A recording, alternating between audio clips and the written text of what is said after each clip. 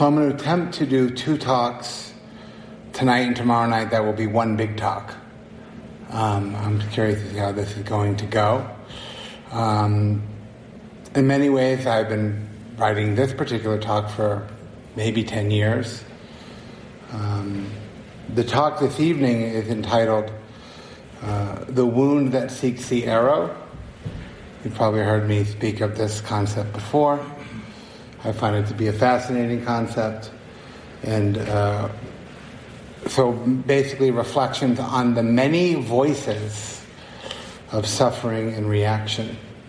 So in many ways, a reflection this evening on the first 2 truths.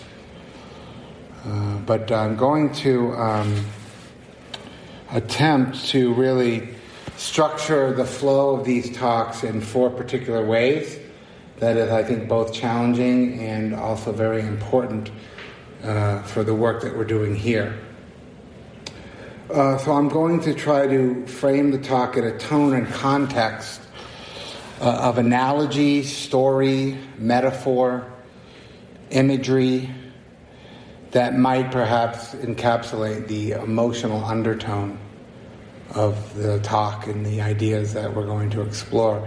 And to some degree trying to speak from and to the emotional brain, the emotional side of things, which really is encapsulated quite nicely in this term, the wound that seeks the arrow, because that gives rise to lots of images, lots of metaphor, like what does that actually mean? I'm also going to try to follow the structure, logic, and process of Dharma theory in a way that can emphasize the pragmatic nature of our work here. So really trying to talk about it in terms of structure and pragmatic, and that what we're doing here is actually quite doable. And in many ways that will be encapsulated in the teachings of the 4 Noble Truths. But I actually don't think it's even the truth. I don't think it's even the tasks anymore. I think it's actually just the 4.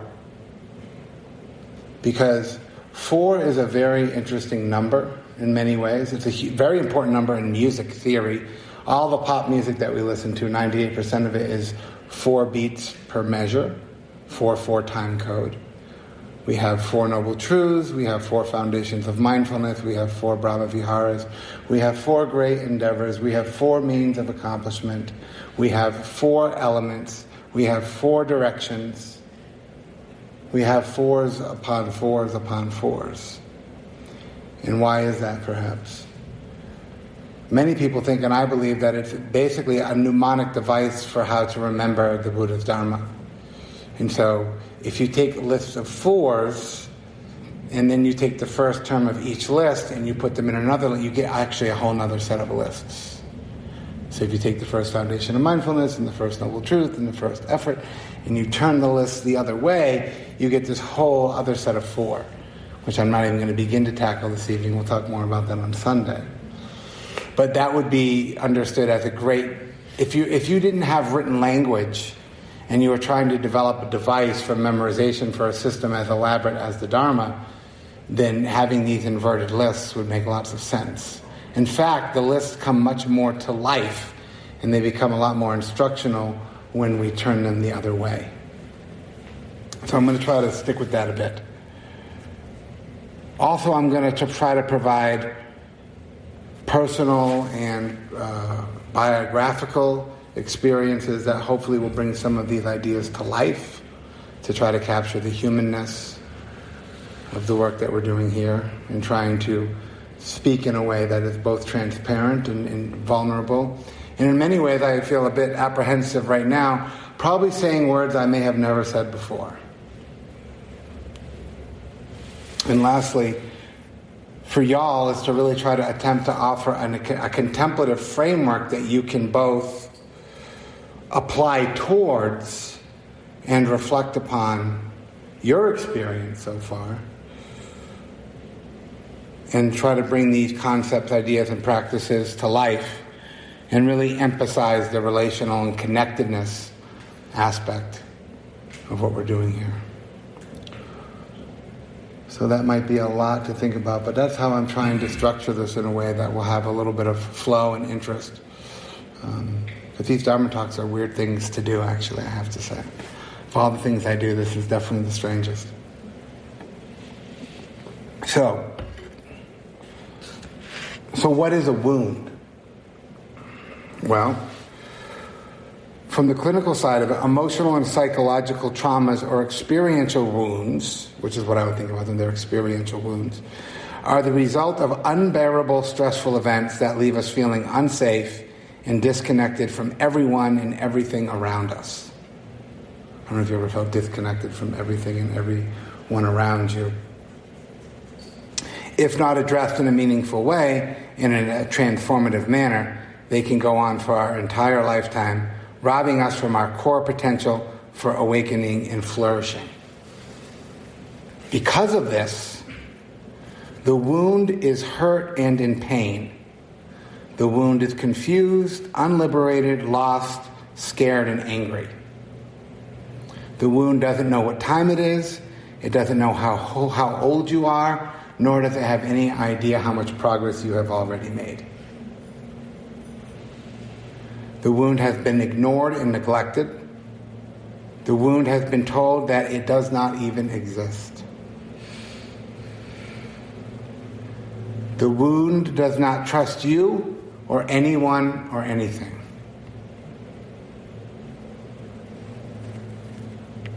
Because of this, the wound seeks the arrow.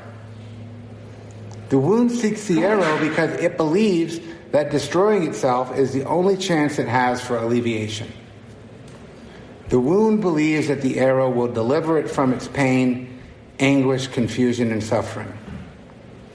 The endless searching and seeking for the arrow to relieve its burden only gives rise to the fires of greed, hatred, and confusion that stoke the flames of grasping, clinging, and fueling of a process that will never reach its intended goal. As they say, you can never get enough of something that almost works. The arrow almost works, so the wound continues to seek it. And this is what's known as the process of dukkha sankhara.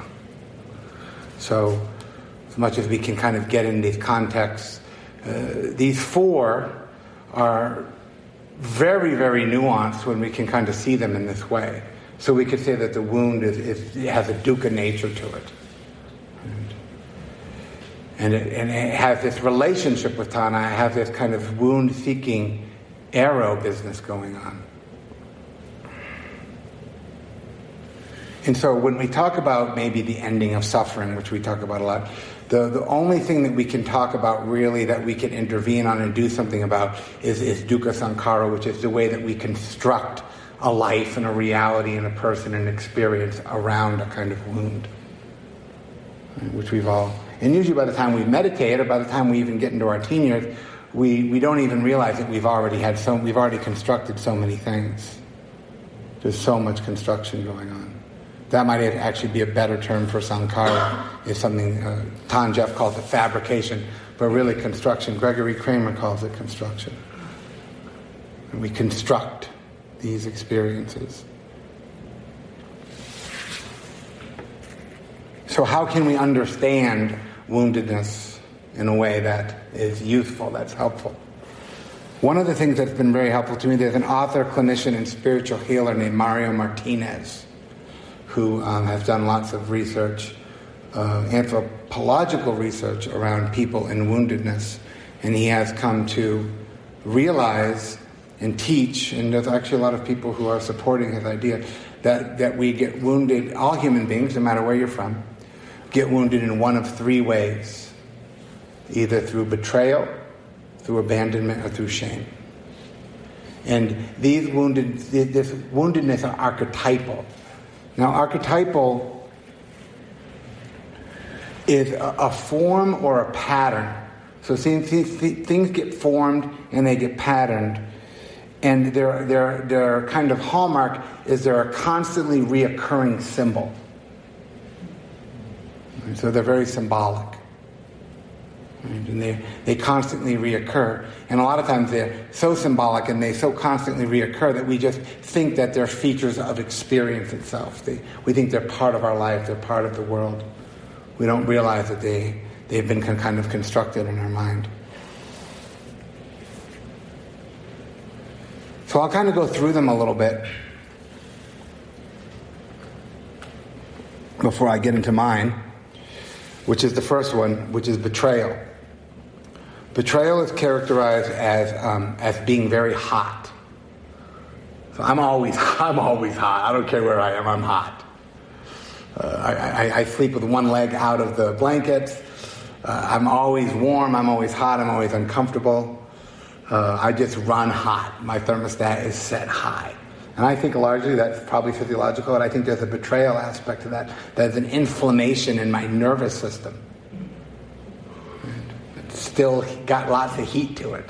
And betrayal creates the field or the awareness or the kind of experience or maybe even the filter of frustration, powerlessness, and a kind of thwarted intention. Which a thwarted intention is like, there's so many things that I can't do. There's things that happen in life. There's so many things that I can't do anything about it. And that makes me crazy. And so that's really kind of the way that betrayal wound can manifest. Its causes, some of its causes, are being lied to, being cheated on, when trust is broken, when agreements are not kept, being talked about maliciously, meanness or unkindness, abuse, and this is one of my favorite ones, when somebody does not take responsibility for their actions. We were talking about that last night, I believe. And so the antidote, how we work with this, is actually a worthiness, a sense that we try to develop a sense of worthiness, commitment, and loyalty. And actually, the most important thing around the betrayal wound is that you do not betray yourself, which is hard to do for some of us.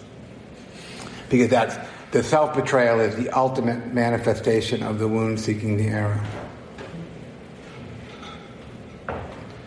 So there's that kind of experience. Abandonment is cold. It's very dorsal, low energy, feeling cold in the body. It creates the field of fear and terror at its worst. It can be caused by, sorry guys, we got cut off there. It can be caused by neglect, being ignored, being left, abandoned, both physically and emotionally, dismissed, parent-child role reversal, not being taken seriously, and having a lack of interest or support, and particularly from those people that we care about. Shame, also the antidote to abandonment is faith and confidence in oneself and one's practices or one's philosophy on life. Right? So having a sense of inner trust, inner confidence, a commitment to kind of ourselves and to our practices is the way out of that. Shame is also hot, very hot. And it creates the field of hopelessness and loss of meaning. Its causes are ridicule and criticism, blame and judgment, bullying, teasing, name-calling, guilt trips, and gaslighting.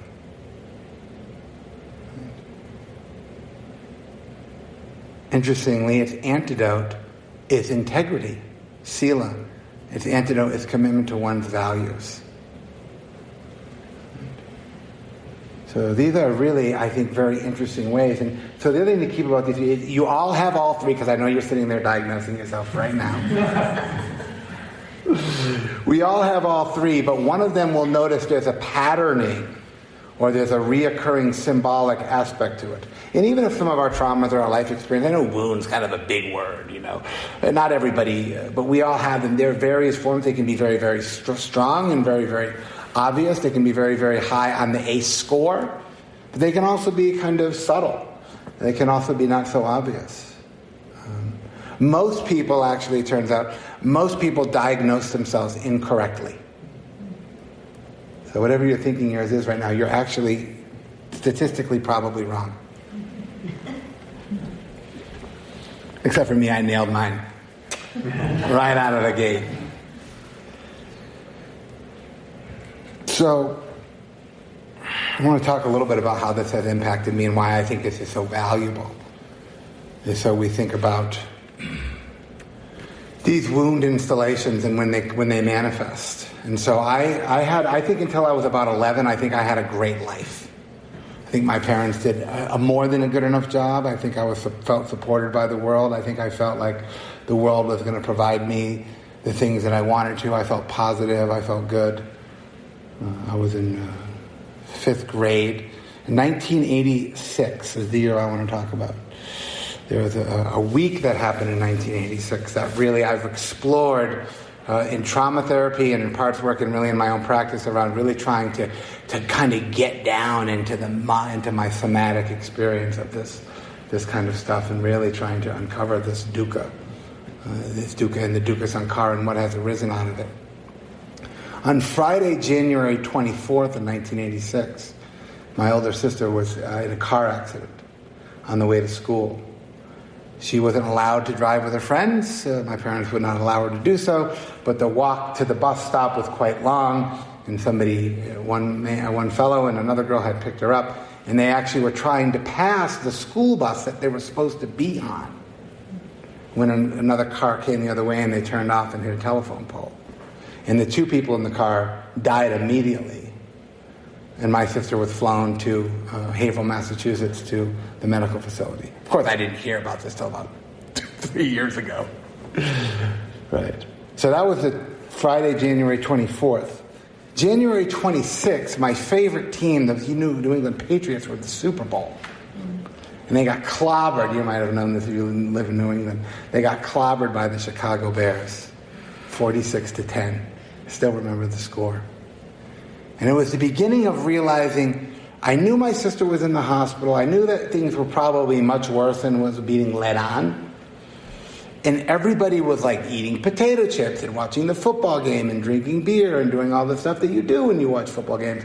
And I completely started to get this osmosis feeling of like something coming on, like there's something going on here that nobody else is seeing that I think is terrible and bad, and I'm not sure what it is. It was that first feeling I had, and some of you know this feeling, the other shoe is about to fucking drop.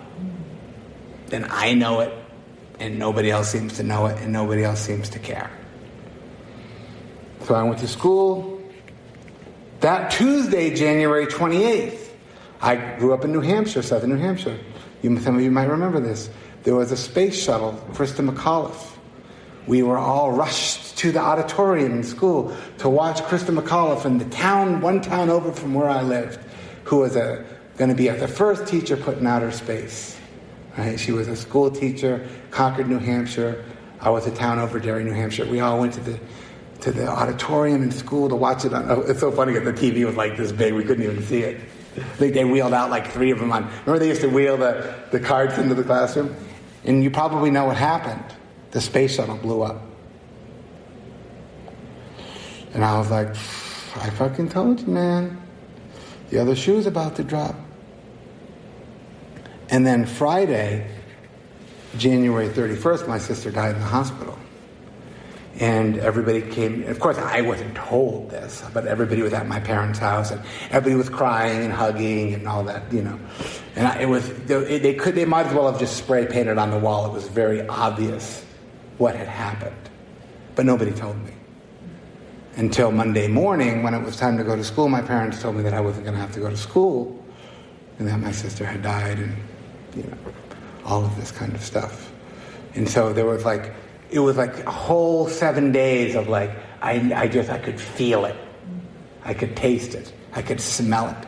It's like electrical kind of taste. It was like tinfoil taste in my mouth the whole week. Right? And so that was like really this massive, what they would call catastrophic loss. I felt sad, of course, but I really actually, truly, honestly felt betrayed. I felt really betrayed by my parents because I wasn't giving any information, and I've long since forgiven them, and I can understand why parents losing a child might not want to talk about it to their 11-year-old son. Like, I can kind of see how that would work. Nonetheless, it did not do me any good. And so I had this first Dharma experience, really, of impermanence. Here today, gone tomorrow. And then a couple days later, I'm back in 5th grade math class, and everybody again is acting like everything is fucking normal. I don't talk to the guy. Nobody even acknowledges that this has happened. Of course, I'm sure my 11-year-old friends didn't really have the skills or the wherewithal how to handle that, nor did the teachers. Right?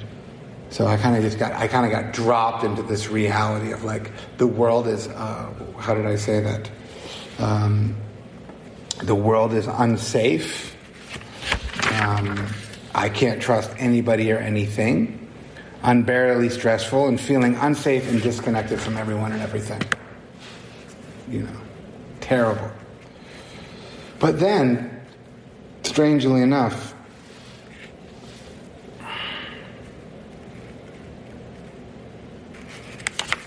that went into latency. And so I think also with that, there was also a Nibbanic element to that, because sometimes these things happen, and then I kind of was really actually kind of okay for a couple of years. I think I had the social support from people at school. I had known that it had happened, and I kind of glued myself back together. And they say this, Ajahn Buddhadasa says this about this Nibbana. He says, any reactive emotion which is fueled by a traumatic wound that arises will cease when its causes and conditions have passed away. Without its ceasing, no life could ever endure its painfulness.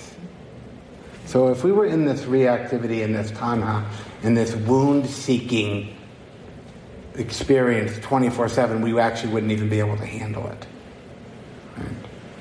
So this Nibbana experience, as much as we talk about cultivating it or developing it, it's actually not much different than dukkha. There's dukkha and Nibbana, and sometimes things just cool off. No life could endure it. We are only able to survive because Nibbana nurtures us. And it nurtures us until it becomes a natural habit of mind. And so we get glimpses of these aspects of the Four Truths, as they're called. We get these glimpses into the horrific, terrible nature of dukkha, but we do get these kind of reprieves sometimes. We get these reprieves, and I had it for a couple of years. So then the question becomes, well then, what is the arrow? What is the metaphor of the arrow? The canon describes it as this. The arrow is craving or reactivity. And it says it's arising. So he talks about the craving or the tanha that we talk so much about doesn't actually cause the dukkha by any stretch. It arises out of it. So it's dependent. The arrow needs the wound. Right? It needs the wound to do what it needs to. It arises out of that. And the Buddha says this. This is the arising. It is craving, which is repetitive. Wallowing in attachment and greed, obsessively indulging in this and that. Fixing and controlling, avoiding and ignoring, craving for stimulation, craving for existence, craving for non-existence. And that's that beginning that we start to get when we start to get these glimpses into the, as Bhikkhu Bodhi called it, the gaping, groundless ground underfoot that we know the bottom can fall out at any time. Some of us have seen the bottom fall out. And when you see the bottom fall out, and you've seen the other shoe drop, it's hard to forget that that's possible. So we start to construct a reality, or we start to live in an experience that things could somehow be other way if only. we start to really get this kind of arrow wound-seeking experience with some of the things that we've been through, some of the things that we've happened that we just don't understand. Because again, the definition of the wound, it's angry, it's scared, it doesn't know what's going on, doesn't know what time it is, it doesn't trust anybody, it doesn't trust anything. All it knows is that really needed to not happen. Right? And it doesn't know how to do anything but that, so it just keeps doing that.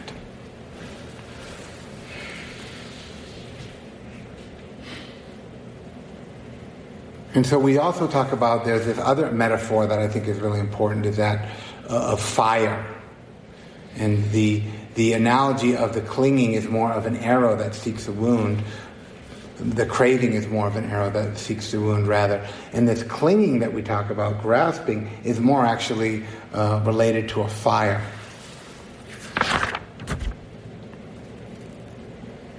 And so it says here, this endless searching and seeking for the arrow to relieve its burden only gives rise to the fires of greed, hatred, and confusion that stoke the flame of grasping, clinging, and fueling in a process that will never reach its intended goal. And one of my favorite things to do, and I'm sure most of you like doing it, it's very enjoyable, is to watch a fire burn. And what does it do? What is a fire? And that's why the Buddha uses the analogy often of fire as clinging and grasping, and nibbana as cooling.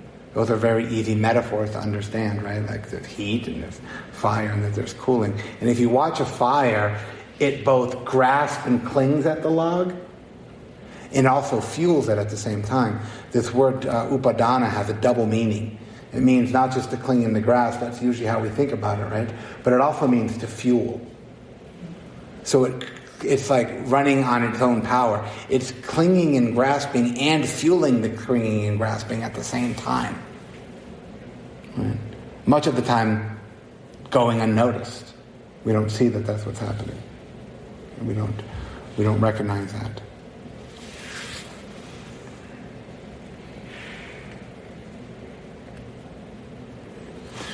So then at the wound kind of reopened or re-triggered when the causes and conditions were appropriate, and for me that was going to high school. So I graduated from elementary, not from junior high, and I had to go to the high school that my sister went to, which I think was the big trigger.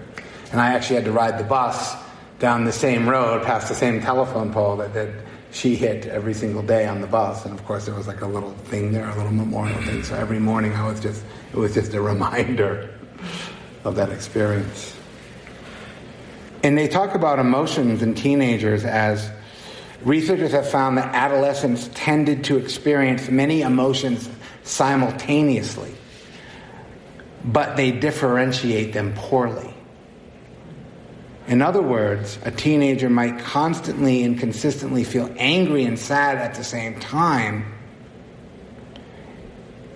but it indicates that it's difficult and sometimes impossible for them to distinguish the difference between the two. And I don't know what it was like when you were 14, 15, 16, but all of a sudden, I just got this, like I went from dial-up emotional to full-on 5G Wi-Fi emotions. It just boom. We're just on. And so all of this kind of early woundedness, all of this stuff, it just kind of came right back online when I was in high school. And that was really where the dukkha really started to not so much have the craving and the clinging, but I think what it does, it kind of creates this filter or this kind of dark cloud in our mind and our heart where we kind of get this existential dread and we get this really strong feeling that the world is unsafe, that thankfully I was not suicidal, but I really didn't want to be here. I really did not want to be here at all. And I remember walking down, and I went to high school in southern New Hampshire we had Pinkerton Academy it was called. There was 5,000 kids in the school. My freshman class was 1,000. We were the first class that hit 1,000. So there was 1,000 freshmen. So trying to make connections was more or less impossible. Right? And I remember just walking. I remember this feeling of am I the only person who feels this way? And just looking at faces every day down the hall. No.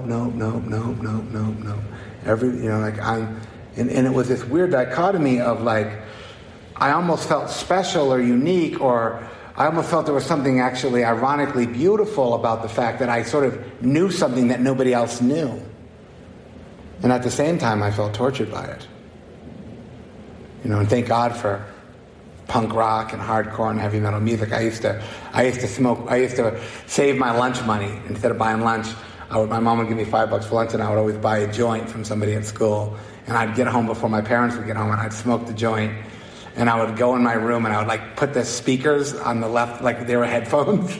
And I'd put like 5 like Coleman LL Bean sleeping bags on top of it. And I would just lay there and listen to like Megadeth and Metallica. And like I would go to Strawberries Records and Tapes, and I would I would buy the tape that had the most aggressively violent cover. Like I remember when Kill 'Em All came out with like a sledgehammer and blood. I was like, this is totally going to be awesome. And I would go, and I would actually take refuge in that. And one of the first things that I started to recognize that was refuge for me, the other thing that my parents did that was very destructive, actually, and I totally forgive them for it, and I'm told by people in the clinical world, they didn't touch my sister's room for like 2 or almost 3 years. Like it was like this room in the house that like nobody went in. But it was all her stuff was still in there, like the same day that she left for school. And I'm told that this is very unhealthy to do this. But I used to go in there because my sister had a shoebox of tapes under her bed, and she had a little boom box in those big 70s, which I still use those. I like the big ones. I don't like the earbuds. I like the bigger the better. Like I want them to weigh like 15 pounds on my head. And I would go into her room, and I would put the headphones on really loud, and I would listen to Black Sabbath and Aerosmith, and it would felt so wrong to be in there, and it felt like I was going to get in so much trouble. But I felt connected to my sister, and I would go in there, and it was like it was like a kind of a Dharma thing. It was like I really took refuge in it. I actually felt safe. I felt connected. I liked the music, and every once in a while I'd get caught, and my parents would get really mad. They were really mad, which only made me want to go in there more. And so this went on, luckily, for just really a couple of years. But it was, and that's why I think I worked with teenagers. And, I worked with teenagers for a long time, and working with teenagers in prison, not prison, but in juvenile detention and substance abuse, I think actually for much of my life really healed a lot of that inner teenager for me. And so that was one thing that I did when I lived in Nashville, Tennessee, that really, really kind of took care of a lot of stuff. It was really meaningful to me to sit with young people and just hear their stories. And that was all I wanted to do. I was just like, I just want to hear your story. Like the worse it is, the more I want to hear it. Because I got one too, man, and it's probably just as bad, if not worse, or equally horrible. Right? And so then I got really lucky. Really lucky. My parents lost their business. My dad's got a construction business in the late 80s. The economy went terrible. My dad lost his construction business. We lost our house. We had to give our cars back to the bank. We totally had that whole thing where the bank just comes and they just basically clean you out. And we had to move in with my grandparents, who lived 2 hours away in Western Massachusetts in Northampton. So me and my dad moved in with his mom, and my mom and little sisters moved in with her mom. And that was the best thing that actually could have happened to me. Because I was doing lots of drugs in New Hampshire. I was breaking into houses, stealing things, selling things. I was really, really criminally headed, for sure. And then I got really lucky. I moved down the street from Daniel Goleman.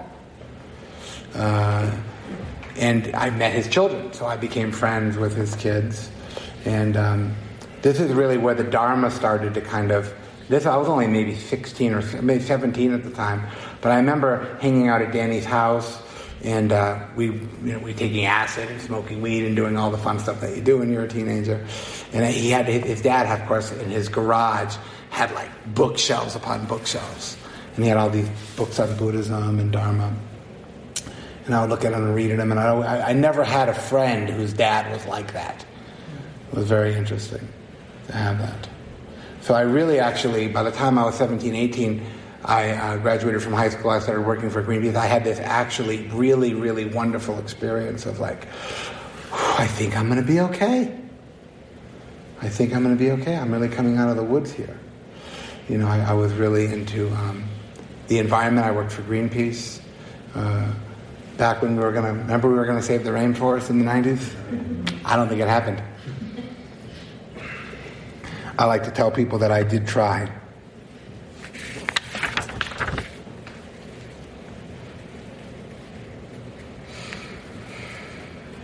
And so I would get these reoccurring patterns. I would get these kind of rocking back and forth between these intense feelings of betrayal and woundedness in the world is unsafe and why is it like this, but then also these kind of what I would call a nibbonic latency where it would cool off and I would kind of be okay for a while, right? And things would seem like they were going to be okay. But I always had this, and I don't have it so much anymore, and I'm really glad to see it go, is this feeling of the other shoe's going to drop at any time. Right? Which actually, so in the inability, so there's an emotional inability that kind of happens here, and what it is, it's on one level, it's an inability or an unwillingness to be sad. Because when you have capital T sadness, catastrophic loss, sadness just becomes really scary. Right?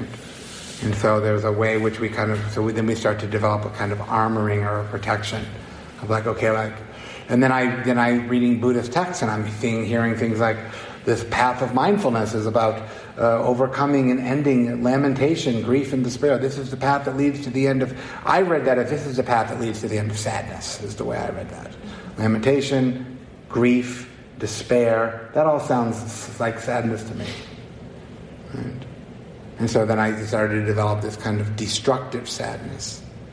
Right? Where I just that became kind of where the wound became, I think, started to become ignored and neglected. I was like, yeah, I'm all better now. And we kind of can go into these things. And I'm actually glad that we go into these things because, you know, it can be really helpful to go into these latencies where the big events kind of cool off a little bit and we can readjust and we can navigate the world in a way that's a little bit more easy. So we find, I started to find, like, through all this, there was like, that almost like I feel like these four domains of like, there's kind of the domain of life that's dukkha. There's like the minor key of life, I think about it. There's like this dark sadness, loss that's built in. And sometimes we're there, sometimes that's where I'm at. And if I can't navigate that with some degree of skill, then what happens is I end up in this other domain of my experience, which is the domain of reactivity, of heat, of flare-up, of clinging, of arrow-seeking. Right? So that's part of our experience too. So they're almost like this, and we kind of move through them. And then we have this other experience of coolness, of nibbana, of I think I'm going to be okay. Like it's not necessarily profound. It's certainly not enlightenment or any of these big words. It's just a kind of... And then we get in this experience of path, of living, of flourishing, of doing the things that we want to do. And I feel like we kind of move through these four all the time. But the question becomes, I know that sometimes I get the wires crossed. I get them confused with each other. Right? And so when we don't have a capacity for sadness, we also don't have a capacity for joy. And so I got into this really playing it safe thing. I'm like, well... And that felt like a fair deal for me. I'm like, well, you know, you can if you keep the sadness away, you can have the joy too, actually. If that's the deal that's being made here, I can live with that. Because the sadness and the loss in that dimension of dukkha is so intense and so painful that if I have to sacrifice joy or love or connection, then I'll take that deal, actually. And so we get into this kind of like, we paint ourselves into a comfort zone that's actually not very comfortable.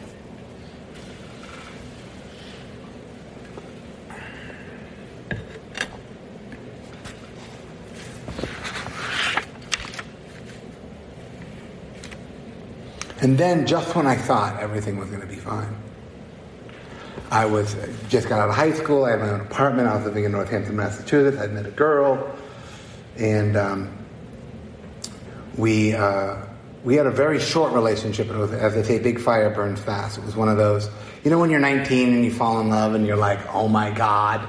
You know that thing? You guys had that thing? It's kind of delusional and painful, but it's also quite delicious and awesome.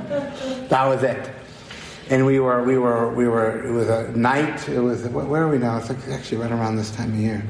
It was September. What is it now, October, September? I don't even know what fucking day it is. We were walking in Northampton, Massachusetts in the fall. And we had just gotten in a big fight, and we had just kind of cleaned up, and we just kind of got it together, and it was really feeling good.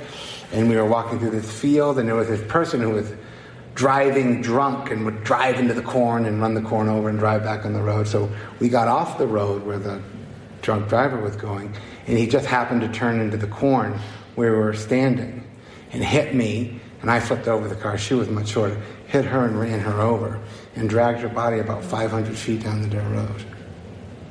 Right? And then I kind of came to, and I don't even know how long it was. Maybe it was 30 seconds, maybe it was 5 minutes. And I ran down the road and found her and rolled her body over. And her face was gory and her eyes were kind of not in their place. And there was blood and very heavy breathing and all that kind of stuff.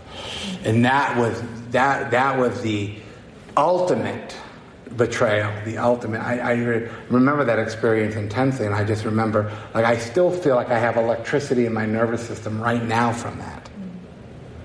It was just huge. And then I went and found the police, and this whole big story, and this whole big mess.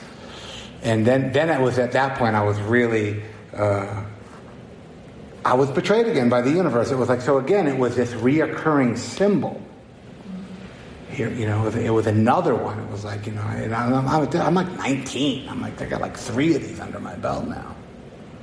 Right? And so that really kind of Dukkha installation. So it kind of kept reoccurring. And then the story I would develop about the world being unsafe and can't trust anybody or anything would just get more extended and more elaborate and more intense and more self-referential. And that was when the point when sometimes these betrayal wounds start to team up on you. Then that was when I started to actually feel shame about the terrible things that had happened to me. And I think that's where, and I don't actually, haven't really uncovered this yet. I don't actually generally feel when they talk about unworthiness and the betrayal wound, I never read, I don't really feel unworthy. But I can only imagine there has to be somewhere down in there that's actually probably there. I don't feel like I've gotten there yet. I'm not really looking forward to getting there. But I feel like there's this thing that's still happening there. And then, of course, immediately after that, about 2 months later, I developed a really close relationship with Hanuman, who was Danny Goleman's second son, and a really close relationship with his mom, Anasuya, who was Danny Goleman's first wife, who had sat in a lot of Goenka retreats in the 70s with everybody that we know, Jack and Joseph and Ramdas. She was all in that crew. She was with Neem Karoli Baba, and she said a lot of retreats with Goenka. She was just at that point in my life, she was the most, and I'm still close with her today. She is the most marvelous lady on the planet. Hands down. I wanted her to be my mom. I wanted her to be my sister. She was just she still is like that. She just has that quality. And not to digress, but there's actually a whole bunch of women like that out there who became moms, and they developed this Dharma lifestyle, but they're not on Dharma seed. They didn't write books. There's all these Dharma women in our culture who are amazing that nobody knows about. They're hanging out in some kitchen in New England, totally living the whole life path. Right? And so she's that person.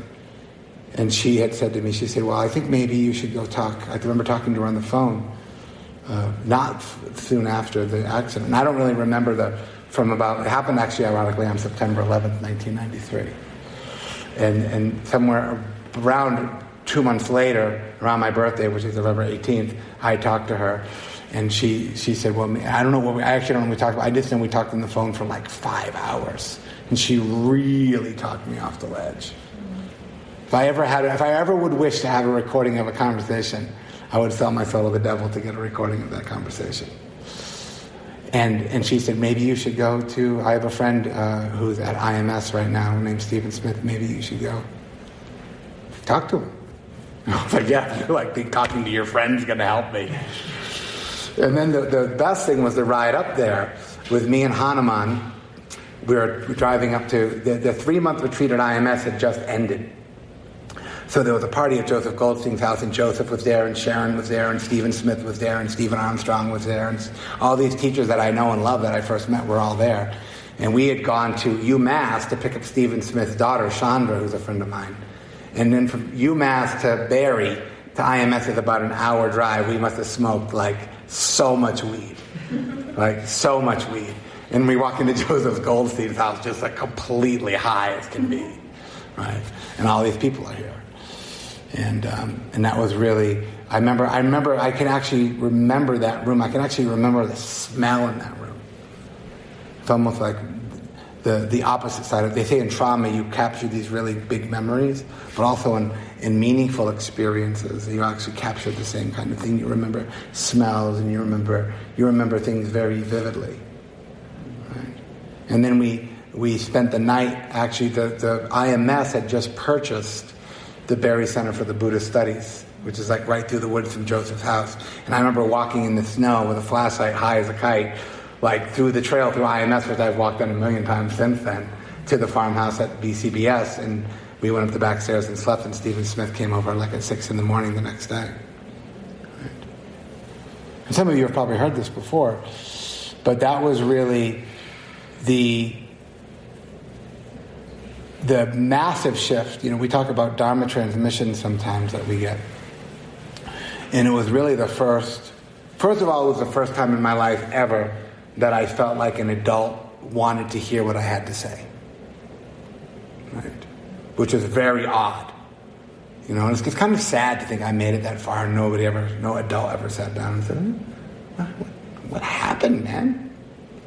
And I don't know what we talked about. Again, another conversation I would love to have a recording of. But the thing that really, really blew me away was the normalizing of based on what I had told him and how I felt and what I was experiencing, what he reflected back to me was like, well, how could it be any other way?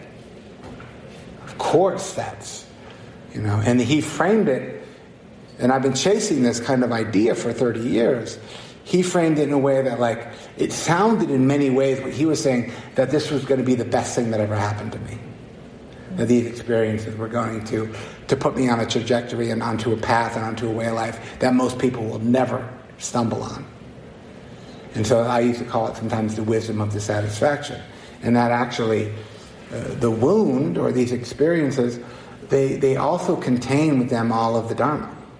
All of the teachings are said to be, just as the footprint, the elephant's footprint in the forest, all the other animals' footprints will fit inside that footprint. It's also said that all of the Buddhist teachings fit inside the Four Noble Truths. And so it was this, my mind was literally blown. And then he asked me, he said, well, do you want to try some meditation? Because meditation's helpful with all this stuff. And so I went and met him at the hall at Insight Meditation Society.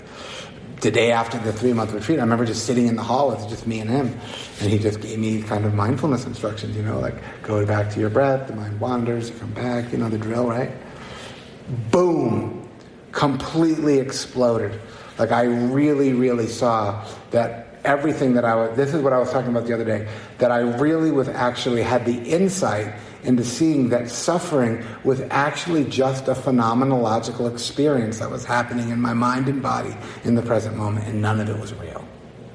Doesn't mean none of it didn't happen. Doesn't mean it wasn't sad.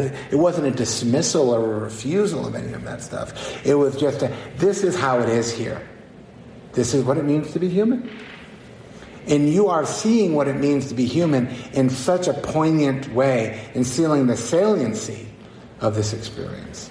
And then seeing at the same time or in the next moment that you can be fully liberated or fully beyond that, so that there's like, it's almost like the Four Noble Truths are like in every single moment there's dukkha and then there's reactivity, but if there's not reactivity, there's nibbana.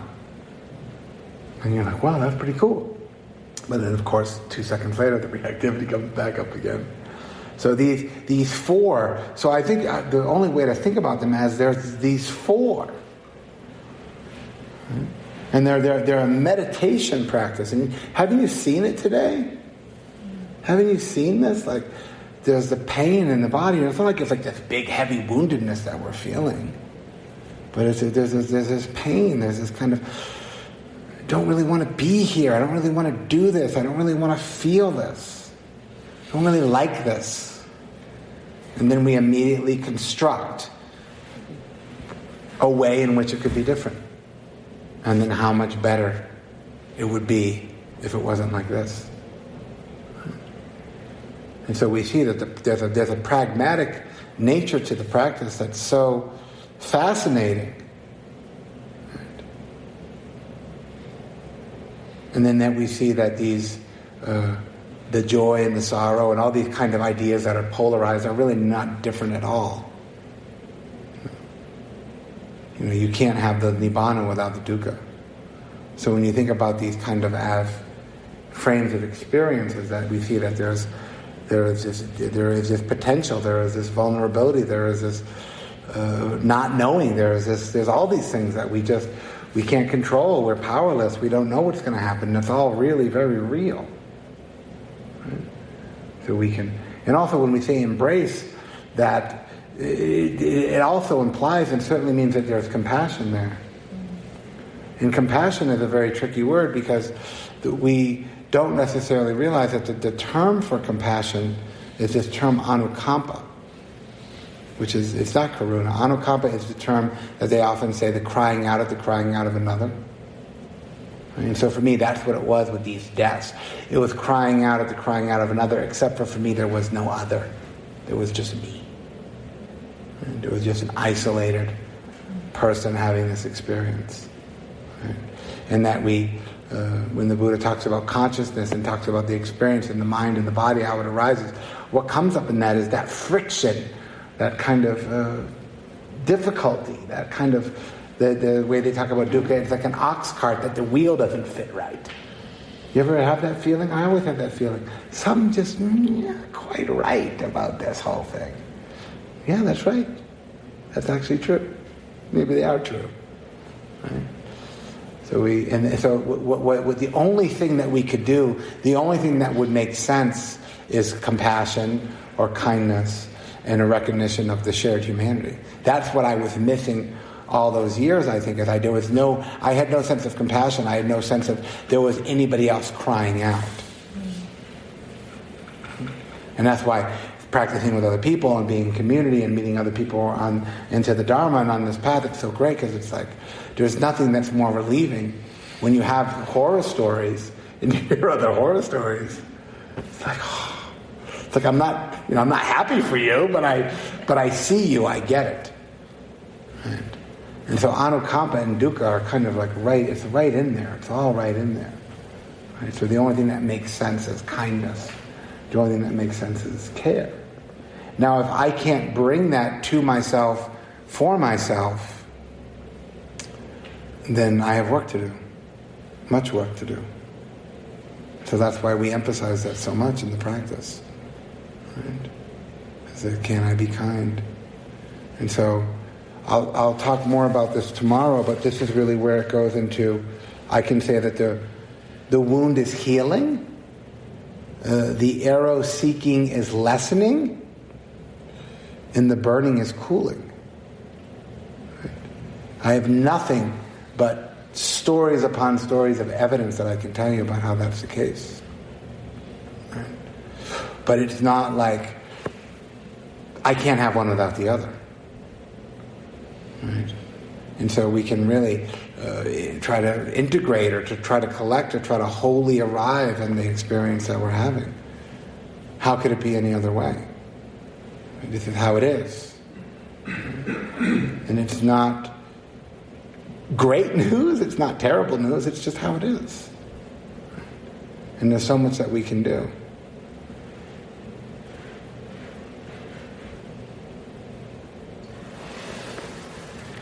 And so I'll talk about this more on the Nibbana side of it tomorrow, about how these experiences, it's not a linear, it's not like you go through these, it's like they kind of are always coming and going all the time, and we can continue to lean and we can cultivate our mind towards this other way. And then the things that have happened or the things that we've been through they're just that. Right? Lastly, I'll say,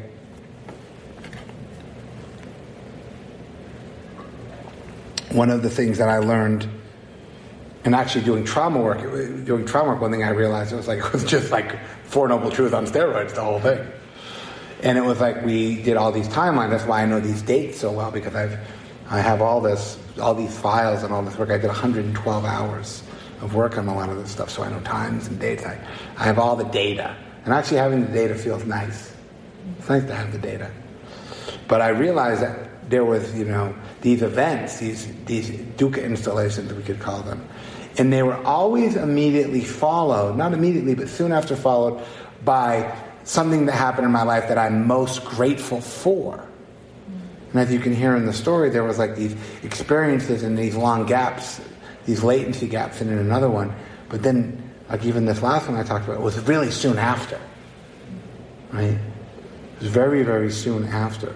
So we start to realize that the reason your life is meaningful and the reason that you're embracing and embarking on whatever it is that you're embarking on is only been really inspired and encouraged by the things that you've been through that were challenging. Right? So I call it this emotion I call the grateful sorrow. So I'm so grateful for all the sorrow that I've been through, because I wouldn't be so grateful for all the sorrow that I've been through had I not gone through it. And it's that lessening and that more connected to life, to experience, to others. So I offer this for your reflection. Thank you for your kind attention. And let's just sit for a few minutes.